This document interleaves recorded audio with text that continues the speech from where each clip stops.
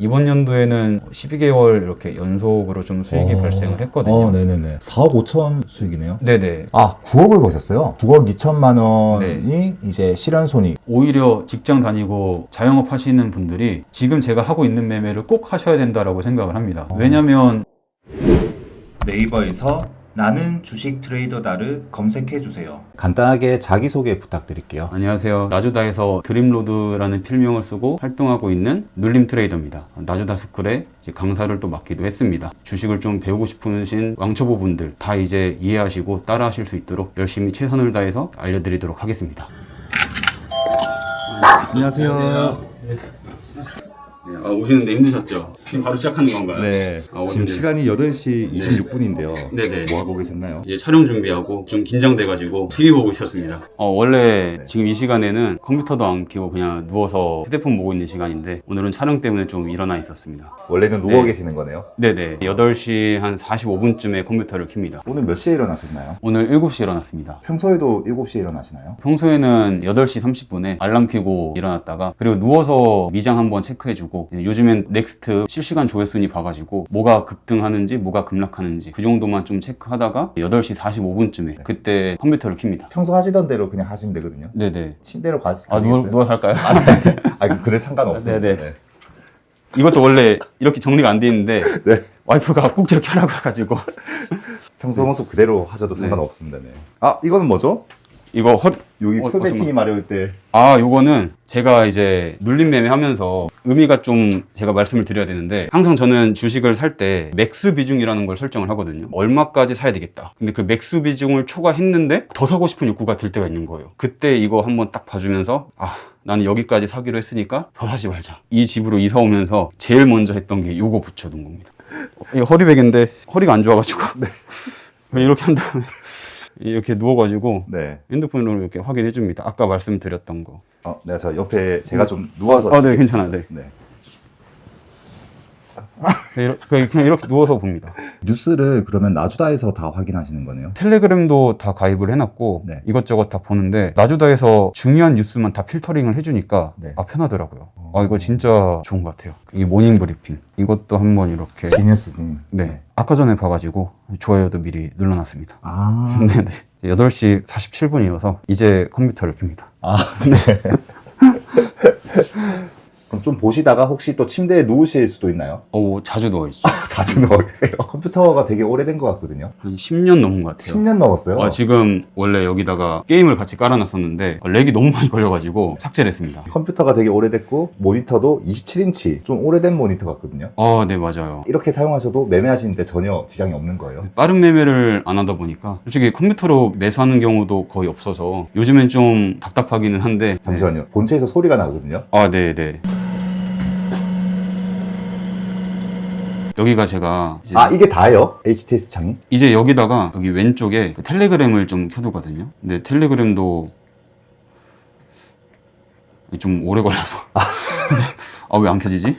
이렇게 그냥 켜둡니다. 원래는 이제 여기도 뉴스를 다 이렇게 좀 봤었는데 나주다에서 뉴스를 필터링 해주시니까 그것만 봐도 충분하더라고요. 평소에 사치를 잘 안 하시는 편이세요? 네, 사치는 좀 잘 안 하는데 와이프나 주변 사람들한테는 좀 돈을 최대한 많이 쓰려고 노력을 하고 있어요. 본인한테는 좀 이제 네. 사실 차나 명품 이런 것도 딱히 관심이 없고 그리고 저는 주식을 하면서 보통 이걸 저는 재해라고 얘기를 하거든요. 재해요? 네, 사고나 재해. 어느 날 갑자기 작년에 서킷 브레이커 터졌던 8월 달에 이렇게까지 증시가 빠질 줄 몰랐었잖아요. 그 정도 급은 그냥 이제 재해다, 이거는. 사고다. 근데 이제 계속 벌었던 것만 좀 생각을 하면서 돈을 좀 많이 쓰다 보면 어느 순간 내가 큰 손실을 받게 돼서 수익금이 다 까먹을 수도 있는데 그때부터는 갑자기 또 생활비에 대한 압박이 심해지더라고요. 그래서 나는 지금 주식으로 돈을 벌긴 벌었지만 최대한 많이 쓰진 말자. 이 돈은 나중에 내가 큰 손실이 발생했을 때 나를 지켜줄 방패막 같은 거다.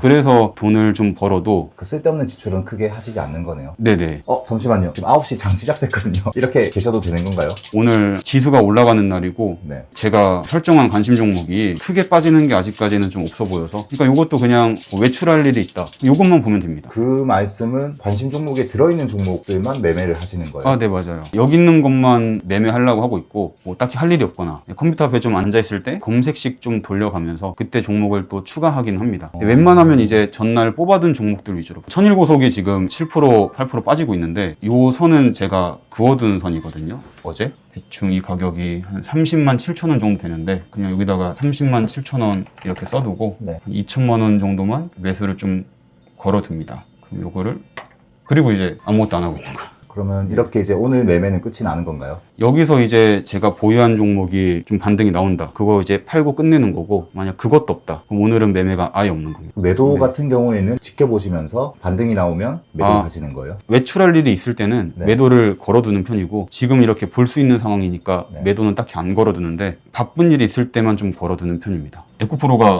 좀 차트를 만드는 느낌이 좀 들어서 밀렸는데 반등 한번 나오고 원래 죽어야 되는데 여기를 버티더니 굳이 왜 올라갔을까? 네, 또 이렇게 여기서 보시는 이렇게 거네요. 네. 앞에서 이렇게 들어온 이 매물을 여기서 흡수하려는 모습이 보이더라고요. 그리고 나서 이 양봉의 종가를 5장의 저가 여기 구간을 계속 지켜주는 모습이 좀 보였어요. 그리고 금요일날 알케오젠이 빠지는데 에코프로가 올라가더라고요. 결국 금요일 종가 위치를 확인을 좀 해보니까 이런 저항대 근처에다가 좀 종가를 맞춰놓고 끝났길래 아 이거 2차전지가 한 번 더 갈라나? 그 생각을 금요일날 했었어요. 그리고 나서 이제 오늘 급등하는 모습을 보고 요거 상승을 만들기 위해서 여기서부터 이렇게 작업을 한 거구나. 요런 거 이제 생각만 합니다. 지켜보시고 상한가 갈 것 같아도 뭐 상따를 하시거나 뭐 아. 돌파 매매를 하시거나 그렇진 않는 거네요, 그죠? 아, 네, 맞아요. 시장 상황 좀 흐름을 체크하기 위해서. 아, 지금 이거 키니까 순간 HTC 렉 걸려가지고.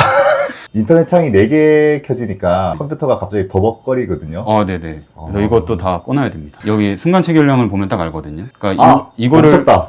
멈췄어요, 방금. 네네. 그죠? 그러니까 이거를 또 켜두는 이유가 컴퓨터에 렉이 걸렸나 안 걸렸나 확인을 하기 위해서. 나주다 네. 카페 보니까 11월에 첫 워럭을 찍으셨더라고요. 네네. 당연한 질문이겠지만 혹시 그때도 똑같이 매매하셨던 거 맞아요?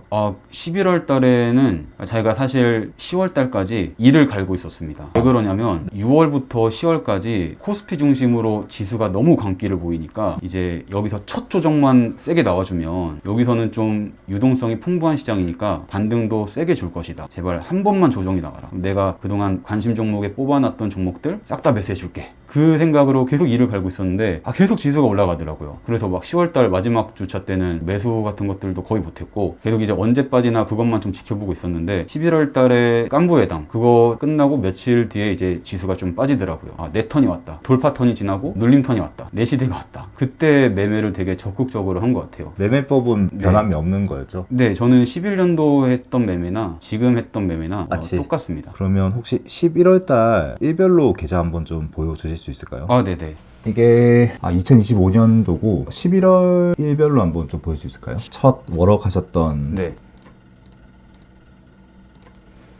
이렇게 됩니다. 눌림 매매라고 하면 선입견을 가지고 계신 분들이 많이 계신 것 같아요. 네. 카페에도 그런 질문들이 많이 올라왔었고 눌림은 10번 잘하다가 한 번 잘못하면 결국 한 번에 깡통 차는 매매고 계좌에 엄청 많이 물려 있을 거다라고 생각하실 거라서 네네. 0392 창이랑 0329 창 두 개 좀 같이 띄어서 볼 수 있을까요? 네. 0393은 이제 월별로 해서 실현손익은 네. 0329 창도 월별로 네. 한번 부탁드리겠습니다. 9억을 버셨어요. 네, 여기는 9억 2천만 원이 이제 실현손익. 네, 아직 물려 있는 게 좀 있다 보니까. 네, 계좌에 이제 가지고 있는 것까지 합친 금액이 8억 5천만 원. 네네. 네, 이거 잘 모르시는 분들 계실 수도 있어서 좀 설명드리면 0393 창은 계좌에 보유 중인 종목들까지 다 포함돼가지고 이렇게 표시되는 창이고 실현손익 금액만 보면 9억 2천, 보유 중인 종목까지 합치면 8억 5천. 네네. 근데 이게 눌림 매매에서는 원래 계속 좀 물려있는 종목들이 가지고 들고 가는 거잖아요, 그죠? 네, 맞아요. 그러니까 눌림 매매라는 게 반등 나올 때까지 기다려야 되는 매매다 보니까 계좌에 항상 파란색 종목들은 늘 갖고 다니는 편입니다. 파란색 종목들을 어떻게 잘 손절하고 잘 컨트롤하느냐에 따라서 좋은 계좌가 되느냐. 네, 맞아요. 그죠? 네네. 이것도 저는 지수를 보면서 계좌 관리를 좀 하는 편인데 가격 손절, 그러니까 제가 매수했던 주식이 특정 가격을 이탈했을 때 그냥 칼같이 자른다. 그런 손절은 아까 전에 이제 상단, 중단, 하단 눌림을 이제 보여드렸었는데 상단 눌림에서는 좀 그렇게 하는 편이고, 중단이나 하단 눌림은 그렇게 칼같이 손절을 하기보다는 좀 상황을 봐가면서 손절을 합니다. 제가 매수했던 주식이 좀 많이 빠졌는데 그게 만약에 지수 때문에 좀 많이 빠진 거야. 그러면 그거 손절을 할 때도 지수가 반등 나올 때 손절을 합니다. 대응 방법이 다 다르다는 거네요. 네, 맞아요. 네. 손절이 딱 한 가지, 두 가지로 이렇게 정해져 있지는 않아요. 네. 그러니까 근데 하지만 제일 중요한 건 눌림 매매가 지수가 빠짐에 따라 손실이 계속 커질 수밖에 없는 구조인데, 그러니까 하락하기 전에 이미 주식을 좀 많이 들고 있거나, 하락에 대해서 지수가 이렇게 좀 빠졌는데 대응을 하지 못하고 두려워할 것 같거나 무서워할 것 같거나, 여기서 당장 지수가 좀 빠지면 내 계좌가 망가질 것 같아, 대응이 안 될 것 같아, 그런 생각이 들면 총 매입 비중을 최대한 줄이려고 노력을 합니다.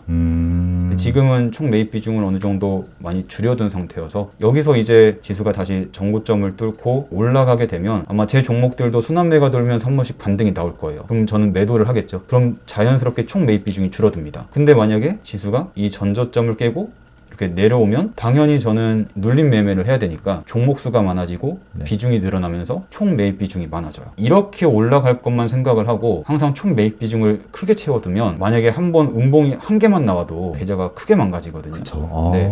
그러니까 올라가면은 내 종목들 반등 나올 때마다 줄여주고, 근데 만약에 이제 이렇게 빠진다, 그럼 이제 기존에 물려있던 것들을 뭐 물을 타든 아니면 더 좋아 보이는 종목이 있으면 신규 진입을 해서 총 매입 비중을 늘려주는 겁니다. 그런 것들을 유연하게 잘 하기 위해서는 일단 지수가 떨어질 경우에 대해서 대비를 해놔야 되는 거니까 비중을 최대한 줄여두고 하락장에 대해서 좀 준비를 미리 해두는 거죠. 이게 이제 한 방에 박살나는 계좌랑 등로드님의 계좌랑 이제 차이가 있는 거네요. 계속 이제 네. 계좌 관리를 해주시는 그런 노하우 하락장에 때문에. 대해서 이제 대비를 좀 해주는 겁니다. 그 다음에 이제 총 매입 비중이랑 총 손익이라는 게 존재하거든요. 총 손익은 이제 내가 갖고 있는 주식의 수익과 손실을 합쳐서 나온 손익, 그러니까 아직 미실현 손익인 거죠. 근데 이제 그것도 저는 좀 컨트롤이 필요하다라고 생각을 해요. 근데 이거는 이제 어떻게 컨트롤을 하느냐, 11월 달처럼 수익이 좀 많이 나고, 이번 연도에는 12개월 이렇게 연속으로 좀 수익이 발생을 했거든요. 네네네. 4억 5천 수익이네요. 네네. 네. 4억 5천에 한 10% 정도면 한 4,500에서 5천 정도 되는 거잖아요. 네. 이 정도는 내가 총손익으로 그냥 가지고 있어도 상관이 없겠구나, 이렇게 생각을 하는 거죠. 근데 이제 만약에 이 총손익을 넘어간다, 마이너스 갑자기 막 7천, 8천 된다, 이러면 저도 이제 부담감이 좀 생기거든요. 그때는 이제 지수가 좀 올라오면 빠르게 잘라내는 편이죠. 수익 난 거를 토대로 손실 난 거를 빠르게 털어버리고, 총손익을 최대한 줄이기 위해서 실현으로 수익이 난 거는 손실 중인 종목을 이렇게 상계 처리를 해가지고 손절을 좀 칩니다. 지수가 이렇게 좀 애매한 위치에 있을 때 총손익을 한 수익금의 한 10% 정도로 이렇게 좀 맞춰두고 있고, 지수가 빠질 때는 어쩔 수 없이 총손익의 마이너스가 늘어날 수밖에 없으니까 그때는 이제 어쩔 수가 없는데, 대신에 지수가 이렇게 반등 나올 때 수익 난 것들은 이제 손실 난 종목들을 상계 처리해가지고 잘라버리고, 지수는 올라왔는데 제가 종목 선정을 잘못하든 또 운이 없든 개별 악재를 맞았든 수익 난 종목이 없다, 그래도 일단 손절로 좀 줄여내는 편입니다. 네. 대단하십니다. 네. 그러니까 이제 눌림 매매라는 게 제가 20년도부터 지금까지 총 6년 정도 눌림 매매를 해왔는데, 결국 크게 손실이 나는 경우가 언제인가를 좀 곰곰이 좀 생각을 해보면, 지수가 단기 낙폭이 세게 온 장, 그런 장 말고 하락장이 길게 늘어지는 장 있죠. 맞죠. 최소 한 2개월에서 3개월 정도 되는 그 하락장 때 계좌가 완전 무너져 버려요. 그걸 제가 이따가도 보여드리겠지만 22년도 2022년. 네, 그때 8월까지는 제가 수익 중이었거든요. 근데 9월 달에 하락장 한번 잘못 맞아가지고 그때 벌어놨던 그 연도의 수익금을 다 날리고 22년도에는 제가 손실로 마감을 했습니다. 그때 손실을 좀 겪으면서 깨달음을 네, 얻으신 거예요. 이거는 눌림 매매는 지수 하락장에 정말 낙폭이 세게 오는 대신에 반등도 세게 오면 괜찮거든요. 왜냐면 이제 V자 반등이기 때문에 계좌가 쉽게 안 망가집니다. 오히려 그 단기 낙폭을 이용해서 저점 매수하면 수익이 좀 빠르게 날 수가 있죠. 예를 들면 코로나 같은 장이네요. 그렇죠. 20년 3월처럼 코로나장이거나 아니면 작년 8월 5일쯤이었을 그때 네. 서킷 브레이커장, 그리고 11월도 제가 봤을 때는 이 정도는 그냥 단순 조정장이라고 생각을 하거든요. 그리고 반등도 하락했던 거에 한 3분의 1, 거의 네. 전고점까지 올라와주고, 거의 지금 전고점까지 이렇게 올라와주고, 그러니까 이 정도면 솔직히 나쁘지 않은 하락 구간이라고 생각을 해요. 네. 근데 이제 밀리는데 한 3분의 1만 올라오고 다시 빠지고, 밀리는데 3분의 1만 다시 빠지고, 이게 한 2, 3개월 정도 반복이 되면 무반등 종목들이 한두 개씩은 생기더라고요. 거기서 계좌 컨트롤이 안 되면 계좌가 하락장에서 완전 망가져 버리더라고요. 그때 22년도 때 눌림 매매를 최대한 잘 하기 위해서는 손실을 좀 줄이기 위해서는 하락장에 대한 컨트롤이 중요하구나. 그래서 그때부터 이제 총 매입 비중이랑 총손익 요거 두 개를 좀 관리를 제가 좀 집중적으로 하고 있는 겁니다. 그게 지금까지 계속 이어지고 있고 계좌가 잘 관리되면서 네. 수익을 내고 계신 거네요. 아, 네, 맞습니다. 아, 그러면 2020년부터 이제 전업을 시작하신 거잖아요. 네네. 그때 그 계좌를 한번 좀 볼 수 있을까요? 2020년 1월부터? 2020년이요? 네. 2020년? 1월부터 해서 네, 이때입니다. 처음엔 수익금이 크지가 않네요. 아, 돈이 많이 없으니까. 저때 얼마로 시작하신 거죠? 이때 500만 원으로 제가 시작을 했었습니다. 이때 보시면 네, 500만 원으로 시작을 해서 20년도가 끝날 때는 한 4천만 원 정도 이렇게 시드가 마련이 됐었습니다. 아니, 어떻게 그럼 첫 해부터 바로 수익이 나신 거죠? 아니면 그 전부터 좀 매매를 하셨던 거였어요? 중학생 때부터 매매하셨다고 하셨잖아요. 그죠? 아, 네네, 맞아요. 근데 이제 제가 11년도부터 19년도까지는 돈을 계속 잃었습니다. 주변 고수분들께서 하지 말라는 거 다 했었고, 무한 물타기라든가 손절을 하지 않는다던가 내동매매도 그때는 좀 많이 했었거든요. 특히 이제 상따랬는데 풀리면 어느 선까지 좀 풀리면 손절을 해야 되는데 그거 손절을 안 했던 적들이 정말 많습니다. 손실 보기 싫어서 어떻게 해서든 본타를 하려고 많이 빠진 종목들 물을 타고, 거기서 더 빠지면 또 물을 타고, 신용까지 끌어다가 계속 물을 타고, 그렇게 해가지고 손절도 되게 세게 몇 번 나갔었고, 그리고 나서 이제 남은 돈으로 매매를 했는데 벌코 잃고 반복했는데 결국에는 손실로 19년도까지 시간이 많이 흘렀었습니다. 그러면 이제 전역하시고 아까 네. 그 500만 원 정도로 시작하셨던 게 다시 네. 한번 볼까요? 네. 500만 원 시작하셨던 게 1년 만에 5,600만 원이 되고, 네, 누적 수익은 5,600인데 생활비로 좀 쓰고 돈 좀 빼두고 하다 보니까 예탁 자산은 4천만 원이었어요. 그리고 이제 그대로 21년도까지도 매매를 좀 나쁘지 않게 해가지고 네. 이때 제가 1억을 딱 만들었어요. 21년도 12월 달에. 그래서 500만 원으로 했는데 조금씩 이렇게 올라와서 21년도 끝날 때쯤에는 2년 정도 매매하셔서 1억이 된 거네요. 네, 1억이 됐습니다. 그러면 이제 군대 전역하시고 나서 계속 승승장구 하셨던 거네요? 제가 연도별로 해서 한번 월별로 보여드려도 될까요? 네네네. 20년도는 이렇게 해서 한 5,700만 원 정도 이렇게 네. 수익이 났고, 그리고 21년도 때는 이제 이렇게 제가 수익이 났었습니다. 그래서 21년도에는 한 1억 2천 정도 수익으로 마감을 해서, 그러니까 어떻게 보면 500만 원으로 시작해서 2년의 시간 동안 제가 1억이라는 돈을 만든 거잖아요. 이 정도면은 좀 어느 정도 자리 잡았다. 네, 원하는 수준까지는 좀 올라온 거 아닐까. 이때 한편으로는 제가 무슨 생각을 했냐면, 이거 결국 장이 좋아가지고 내가 이렇게 번 거 아닌가. 하락장에 대한 두려움이 조금 있긴 했었어요. 그래서 22년도는 제가 마이너스로 마감을 했는데, 아까 말씀하셨던 그때네요. 네, 22년도 1월부터 8월까지는 제가 1억 수익이었네요. 네, 1억 수익이었습니다. 그러니까 요거를 이제 또 지수로 가서 보시면 22년도 1월부터 8월까지니까 이때까지였습니다. 네. 그러니까 지수가 이렇게 빠지는 장에서도 수익을 내셨네요, 여기서. 제가 1억 수익이 난 거예요. 오. 그래서 나는 하락장에서도 되는구나. 네. 물론 이렇게 하락장 때 손실이 세게 나가는 날도 있지만 어찌됐건 1억 수익이 났구나. 자신만만해 있었죠. 근데 하락장이 한 번 더 오더라고요. 9월 달에. 이때. 여기서 제가 벌었던 거를 다 날립니다. 이렇게. 네. 이때 정말 힘들었어요. 힘들었기도 했지만 왜 실패했는지 그 이유를 찾으려고 정말 노력을 좀 많이 했었습니다. 그래서 결국 22년도는 마이너스로 이렇게 마감을 했어요. 8월까지는 나쁘지 않았는데 9월 달에 완전히 이제 망가져 버린 거죠. 보기만 해도 네. 마음이 너무 아프네요. 그래도 이제 20년도까지 이렇게 딱 보면 아직 저에게는 1억이라는 돈이 남아 있었습니다. 그러니까 1억이라는 돈에서 한 달에 이제 10%씩만 수익을 내도 1년이면 다 복구가 되는 돈이잖아요. 그렇게 생각하시는 거예요? 네네네. 제가 이런 생각을 하고 있었는데 마침 또 이드님이 원금이 이제 1억에서 만약에 7천만 원이 되면 7천만 원을 원금으로 생각해라, 이런 얘기가 있었거든요. 맞아요. 네네. 기억하시네요, 그거. 제가 영상 진짜 많이 봤습니다. 나는 늘 좀 계좌 평가 금액을 보통은 뭐 1억 원금이라고 그 생각을 했을 때, 만약에 뭐 마이너스 20% 손해나면 8천만 원이잖아. 보통은 사람들은 원금을 1억으로 생각을 하는데 나는 8천 원을 원금을 생각하거든.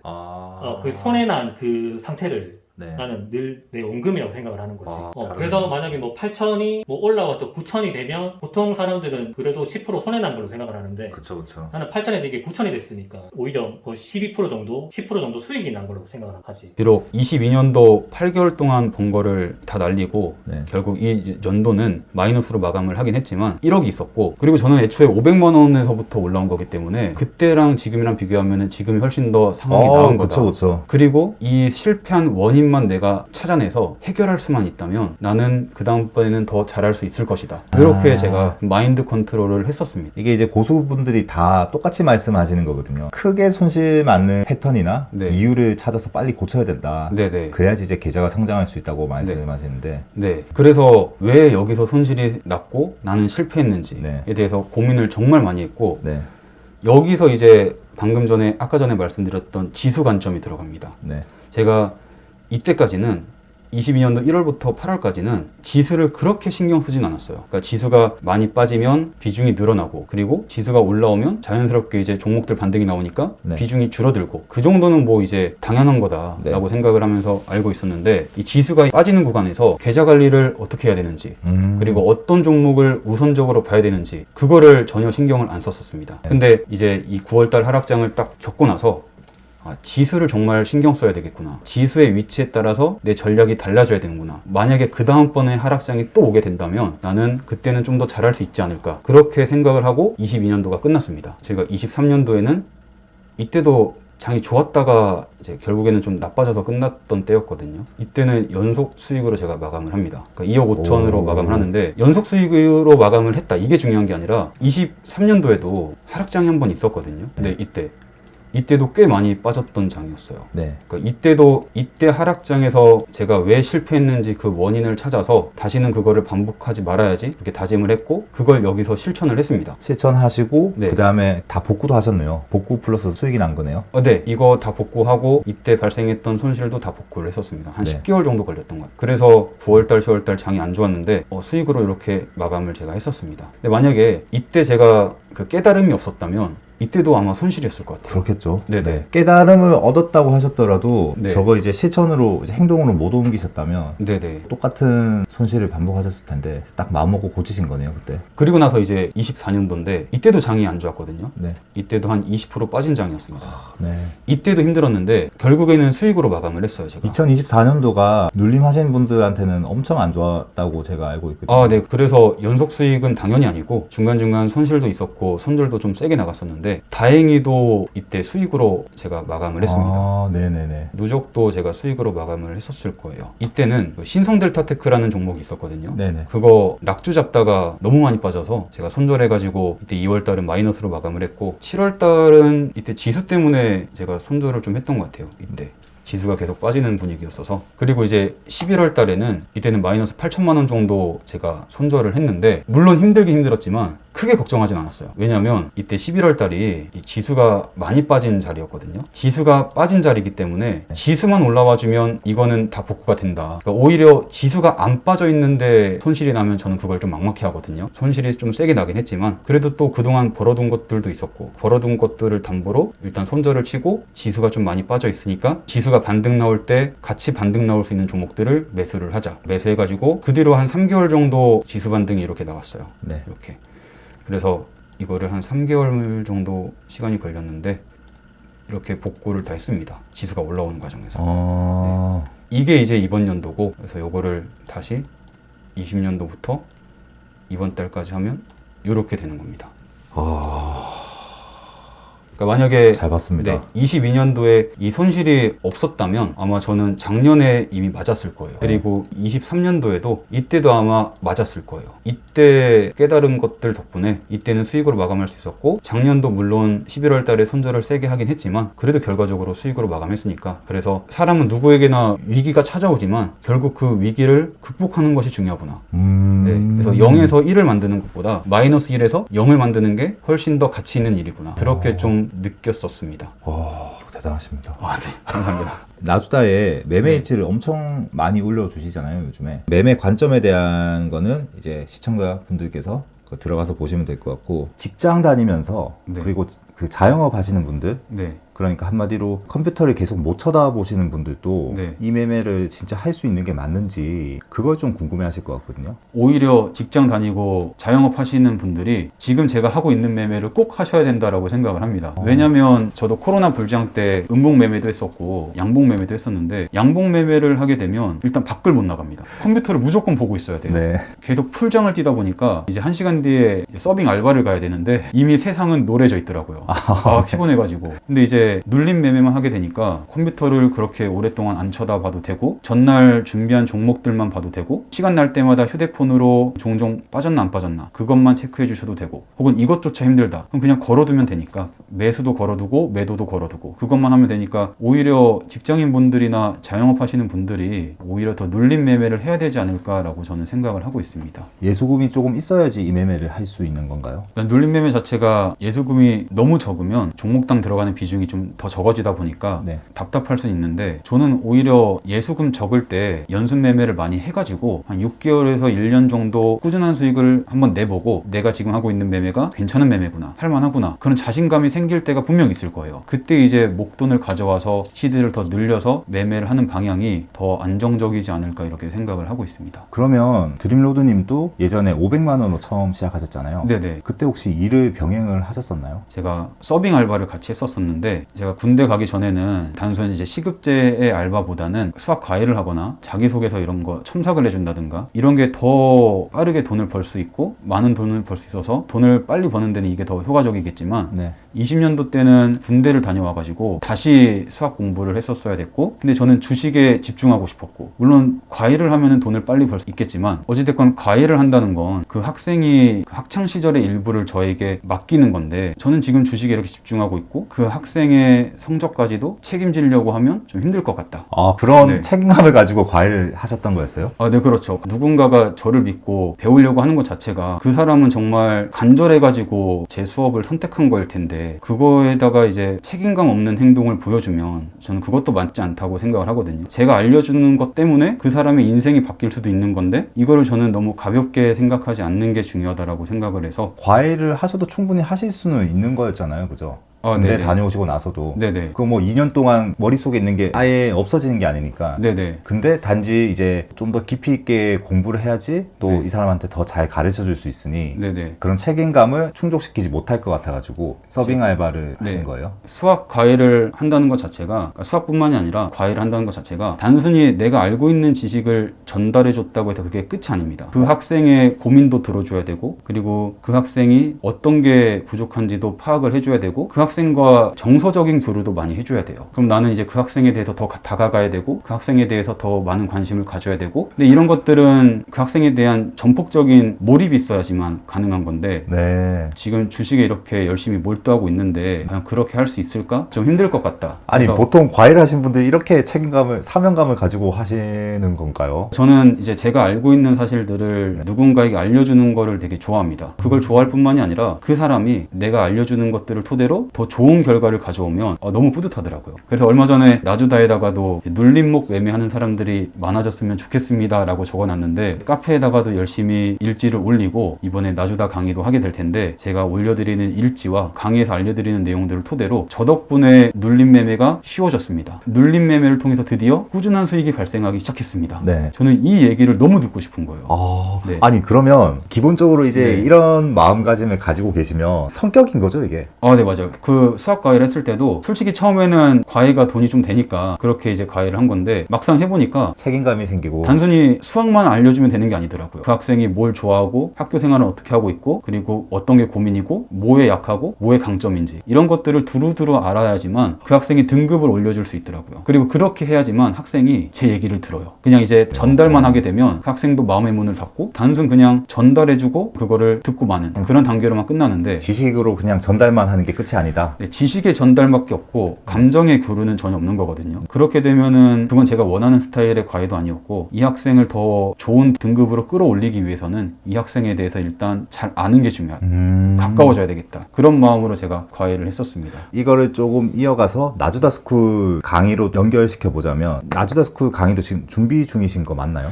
네, 지금 계속 준비하고 있고 구성은 다 짜놨고 1, 2강까지는 자료를 다 만들었고 나머지도 지금 계속 작업을 하고 있습니다. 그럼 이 강의도 그래도 성격상 어떻게든 좀 책임감을 가지고 하실 수밖에 없는 거네요. 지금 제가 강의 자료를 만들고 있는데 제가 알고 있는 거를 최대한 하나도 빠짐없이 알려드리기 위해서 작업을 하고 있습니다. 머릿속에만 알고 있었던 거를 텍스트화 해가지고 전달하는 것 자체가 쉬운 일은 아니더라고요. 하지만 일단 그거를 어떻게 해서든 잘 작업을 하고 있는데 일부러 알려드리지 않거나 일부러 빼놓고 말씀드리는 거는 없을 겁니다. 제 강의 자료에 제가 하는 매매가 다 들어가 있을 거예요. 한편으로는 되게 아쉬운 부분이 뭐냐면 주식은 돈이 왔다 갔다 하는 그런 유기체적인 존재다 보니까 항상 시장에 대한 변동 부분들이 있잖아요. 그거를 좀 캐치하는 게 중요한데 저는 그걸 마켓 트레이딩이라고 얘기를 하거든요. 근데 이 마켓 트레이딩은 사실 정형화하기가 굉장히 힘들어요. 그래서 요거는 강의 자료로 만들기가 좀 어려워서 이 부분을 그러면은 어떻게 알려드리면 좋을까 그 고민을 좀 많이 했는데 요거는 이제 지금도 마찬가지고 강의할 때도 마찬가지고 강의 끝나고 나서도 마찬가지고 카페에다가 좋은 마켓 트레이딩 관점이나 일지들이 있으면 네. 꾸준하게 글을 올려서 강의 들었던 사람들이 어디서 제가 매수를 하고 어디서 파는지는 강의 들으면 아실 테니까 그쵸. 그걸 베이스로 제가 카페에다가 이제 마켓 트레이딩 관점으로 매매한 내역들이 있으면 그거 보시면서 강의 내용 떠올리시면서 이 강의 내용에 이런 시장 관점을 적용시켰구나. 네. 그렇게 하면 어떨까 싶습니다. 좋은 관점들이 있을 때마다 나주다에서 일지 같은 것들을 올려서 부족한 부분들을 그렇게 채워나갈 것 같아요. 일단 최대한 강의에서는 A부터 Z까지 다 알려드리려고 노력을 하고 그리고 또 커뮤니케이션이 중요하다고 말씀을 아까 드렸잖아요. 수강생분들께서 강의 들으시다가 궁금한 점 있으실 때 강의 내용이 아니더라도 개인적으로 좀 뭔가 답답하고 힘든 점들이 분명 있을 텐데 그런 것들을 하나하나 무시하지 않고 귀담아 들을 생각입니다. 저도 주식으로 인해서 많이 힘들었었고 지금 여기 주식 강의를 신청하시는 분들이 얼마나 간절한 마음으로 신청을 하는지 그쵸. 알고 있거든요. 맞아. 저도 그랬었고 최대한 제가 할 수 있는 데까지는 최선을 다해서 알려드리고자 합니다. 야, 네네. 이렇게 비장한 각오로 네. 강의를 준비하고 계신지는 생각도 못했네요. 정말 중요하죠. 그러니까 왜냐하면 저도 저 혼자서 이렇게 된 게 아니거든요. 주식이라는 게 주변에서 잘하시는 분들이 계시고 그분들의 강의도 들어보고 그분들이 써둔 일지나 칼럼들도 보고 그게 없었다면 지금의 저도 아마 없었을 겁니다. 나도 언젠가는 저 사람들처럼 누군가에게 내가 알고 있는 주식 내용을 알려줬으면 좋겠다. 그런 꿈이 있었는데 나주다에서 그 꿈을 이루게 돼가지고 굉장히 설레고 기쁩니다. 강의를 앞두고 계신 강사님 입장에서 드림로드님의 매매법의 장점과 단점 짧게 좀 말씀해 주실 수 있을까요? 일단 제가 이제 눌림목 매매를 좀 하다 보니까